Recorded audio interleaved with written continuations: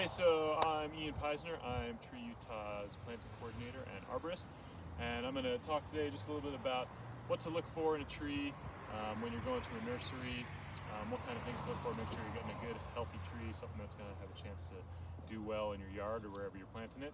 For the most part, the trees you're going to buy at a nursery are going to come in containers like these here. Occasionally you might get a ball and burlap tree, which is going to look a little more like this. But for planting yourself, generally you want to deal with containers. Ball and burlap trees are extraordinarily heavy, so we won't talk about them too much today. A couple quick things to look for.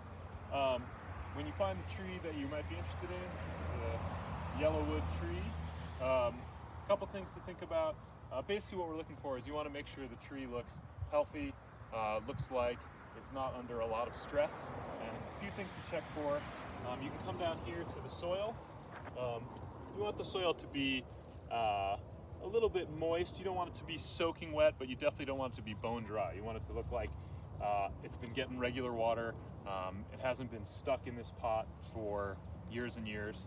If you see lots and lots of roots, especially large roots coming out of the top of the soil, that tree is probably pretty root bound in here, and you could probably find a better one. As we're moving up the tree, want to examine the bark here. We're looking for any sort of big cuts, gouges, nicks, any wounds that are like weeping, sap, that sort of stuff. If there's a couple little nicks or scratches, that's okay. The tree can handle that, but we don't want any big gouges, anything that's going to open the tree up to disease or pests. As we're examining the branches and leaves, we want to make sure none of these branches are like broken off, especially the larger ones. If the tips are a little broken on a couple of them, that'll be okay. But if we saw, say, a branch this size hanging loose, that's pretty stressful on the tree. The tree probably would survive, but you could probably find a better one as well. The leaves should, if it has leaves, sometimes you'll buy them and they haven't leafed out yet, or it's in the fall and it's already lost its leaves. But if it has leaves, you want them to look healthy. You want them to look not all dried out and crispy, not brown, like they have been getting water, like they don't have any sort of fungal infection, lots of spots or bugs crawling on them. We don't want that sort of stuff.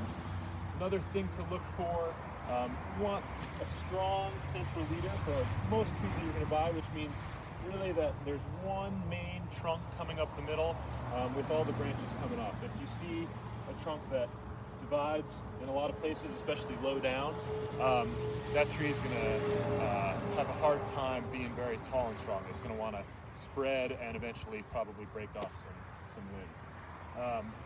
Another important thing to think about, trees in the nursery will generally have a couple different tags on them. It's important to really pay attention to what those tags say. A lot of trees, you might be able to recognize them by the leaves, some you might not. But those will tell you the specific cultivar.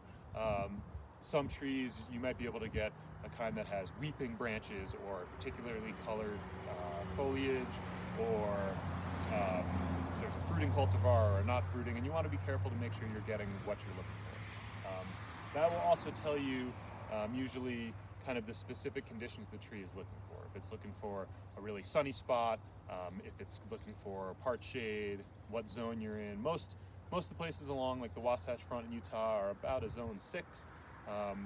If you have a really sunny, warm spot, you might be able to go to a zone 7 or even maybe a zone 8. If you're in a cold north-facing spot, you want to look for a tree that can handle a little colder spot.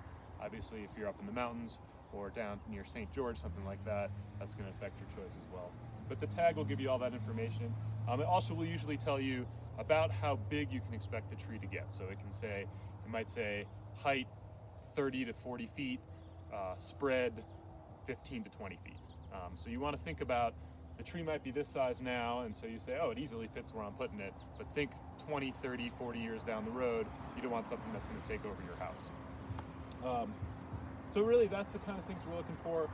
Generally, you want a healthy tree that looks like it's been well cared for. Transplanting a tree, taking it from the nursery out of the pot into the ground is stressful, and you want a tree that is ready to deal with all those stresses.